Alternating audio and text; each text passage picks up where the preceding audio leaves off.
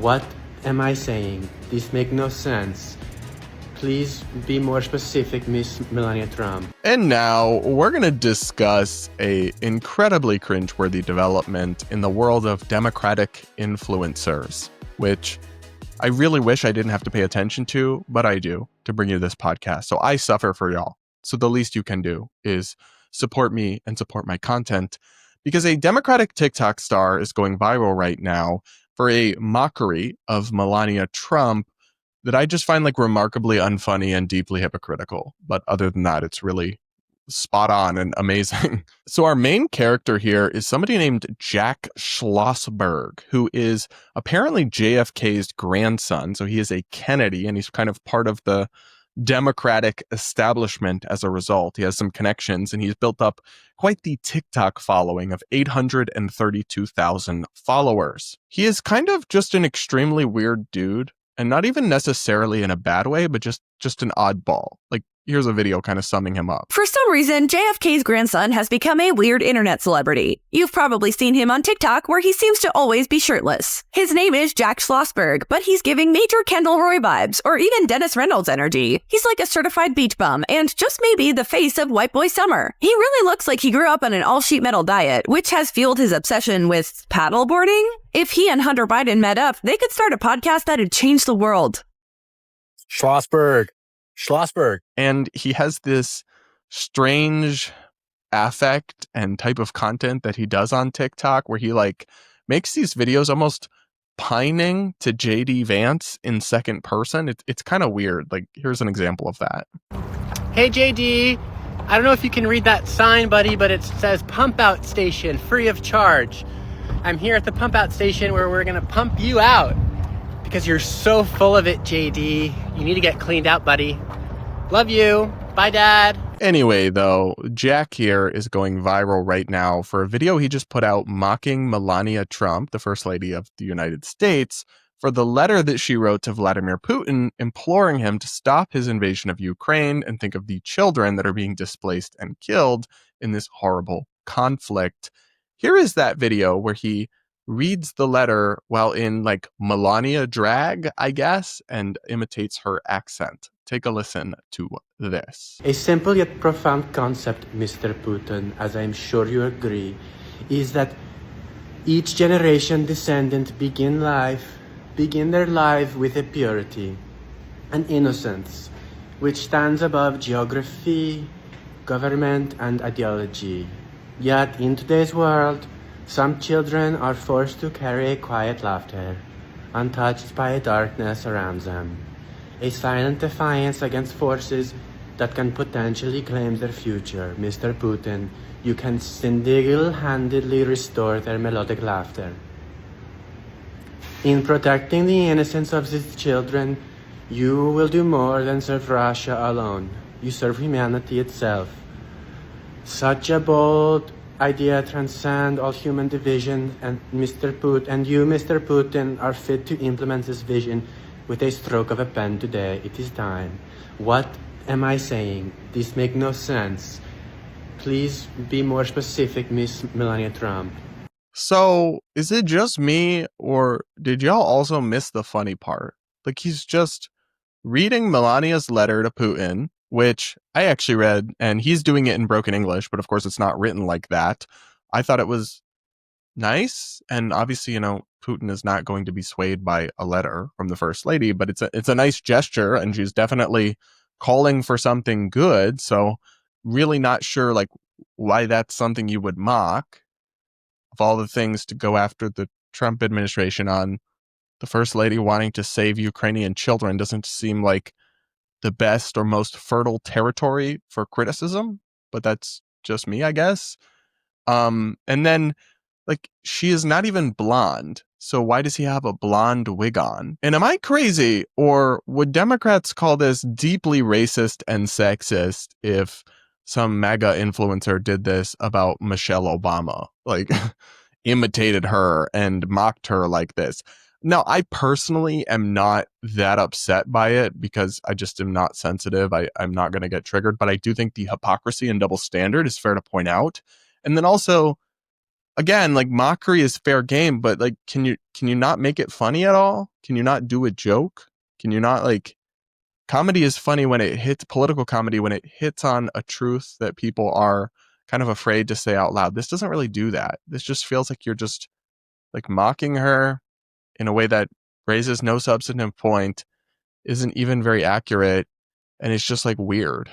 I don't know. This did not hit for me, but this dude, this Timu TikTok JFK, is like something of a Democratic star and celebrity in their circles. It's very strange. So the Senate Minority Leader, Chuck Schumer, recently appointed him to a commission on America's 250th birthday to resist Trump or something. So this is a guy very much in the good graces of the Democratic elite. Take a listen to this video from Chuck Schumer announcing Timu JFK's participation. I'm so proud to be here with the great Jack Schlossberg.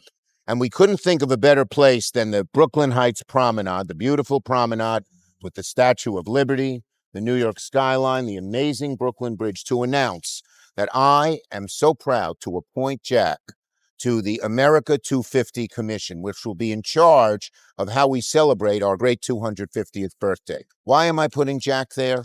We know that Donald Trump will try to aggrandize the whole thing and make it part of him and his ego. There's no better person to push back on that than you, Jack. And I know you will be there and make sure that when we celebrate our 250th birthday, we remember that America's a nation of justice, equal justice, of unity, e pluribus unum, of treating everybody with dignity, which, of course, Trump will want to take that 250 cake and just stuff it in his face and the face of his billionaire friends. You'll be there to stop him. Thank you for this honor. Thank you, Senator, for this honor, for your leadership, for the honor of this appointment. Really, Chuck? This is the best y'all got? This is who you're tapping to resist Trump? Is this guy? I'll hold my... Trump and JD Vance must just be shaking in their boots. They're at night, they're having little nightmares, and they're rolling over, and they just see this guy in a blonde wig coming, and they're like, oh no! This is bleak. This is really bleak. This is what the Democratic Party is up to hashtag resist. And then this funny thing, like, remind Trump that we all have dignity and respect and blah, blah, blah. Just apparently not the first lady if she's an immigrant. Then it's fine to mock her. I don't know, man. They are not coping well. They're not doing well. And the more they turn to these kinds of terrible influencers who are just fundamentally very bad at this, the more I think the Democratic Party signs its own death warrant. But you know what? What you guys have been doing is working amazing for your party. So don't listen to me. Keep listening to Timu JFK. What do you guys think about this guy? Have you seen his content before? Are you surprised to see him imitating Melania Trump like this? Let me know in the comments. Hit that like button and make sure subscribed while you are at it. Okay, guys, up next, we're going to talk about some more Fox News versus Gavin Newsom controversy, just like we talked about on the show yesterday, actually. But Gavin Newsom, the governor of California, and likely, I would say, Democratic 2028 presidential candidate, is basically copying Trump's style. He is trolling people on Twitter. He is putting out these all caps, long posts that look like something Trump would post on Truth Social and sound almost, though not quite as unhinged as Trump's posts sometimes do.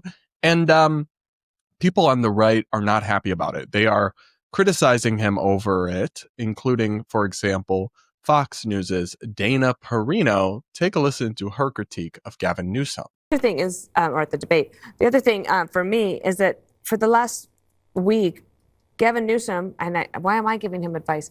You have to stop it with the Twitter thing. I don't know where his wife is. If I were his wife, I would say, "What? You are making a fool of yourself. Stop it. Do not let your staff tweet. And if you're doing it yourself, put the phone away and start over." And if he's got a big job as governor of California, but if he wants an even bigger job, he has to be a little bit more serious. So I've been on air with Dana before, and I like her a lot. I generally respect her, but I don't actually agree with this analysis or this take. And I think the point of Newsom's bit here may have gone over her head a little bit, because he's trying to get y'all to say this because he is imitating Trump so that when you guys say, this is so unhinged, this is so crazy, this is so undignified about Gavin Newsom, but kind of all rally around Trump, people see the dissonance between those two things.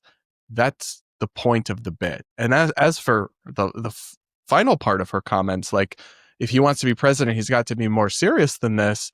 I wish that were true, but it isn't. I mean, Trump is like this on steroids, so you don't have to be. And he's been massively politically successful. So that is just like not true. You can be a troll. You can be unhinged, and you can be elected president. In fact, it seems to be a helpful attribute in modern politics. And now, I don't know if this will work for Gavin Newsom, because Trump does seem to be special somewhat in that other people who've tried to imitate him to a lesser extent, nobody's really committed to the bit this much. It hasn't seemed to work, but it's just like actually not true to say that you have to be super serious and you can't be a social media troll if you want to be president. Like, clearly that's not the case. And the Republicans and conservatives clutching their pearls over some of the, more unhinged or embarrassing ways that Gavin Newsom is behaving right now, all of those apply to Trump. That is the point of this bit. And I don't know if it will be politically successful, but it's at least been rhetorically successful in revealing this double standard among some people. I mean, Gavin Newsom Press Office, the Twitter account where Gavin Newsom is posting all these unhinged, all caps tweets, shared this clip of Perino and said, almost a week in, and they still don't get it, which is, again, hinting at my point that they are trying to act like Trump to make Republicans see how crazy it is, and then hopefully point out the dissonance there.